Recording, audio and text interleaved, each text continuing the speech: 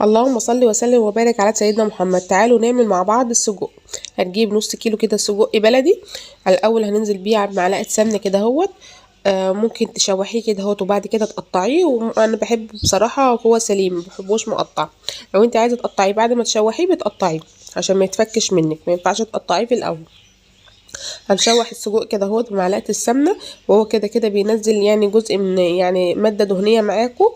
وبعد كده بقى تحط عليه اي نوع خضار انت بتحبيه. بعد ما السجق اتشوح معانا هننزل عليه بقى بكميه بصل كده اهوت، بصلايه كبيره مقطعه جوليان.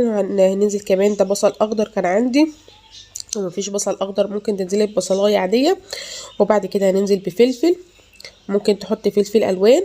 وبعد كده هننزل بطماطم اخر حاجه. ولما تيجي نحط الملح بتاع السجق ما تكتريش، لان هو كده كده بيكون فيه توابل، الجزار وهو بيعمله بيحط له توابل. هننزل كده بحبه ملح وكمون وحبه فلفل صغيرين كده اهوت، ونقلبهم مع السجق بتاعنا. ونقدمه بقى جنب مكرونه، جنب بطاطس محمره، تقديمي لوحده جنب عيش. وجبه حلوه جدا ومش مكلفه خالص، نص كيلو سجق بس. بحبكم في الله، والسلام عليكم.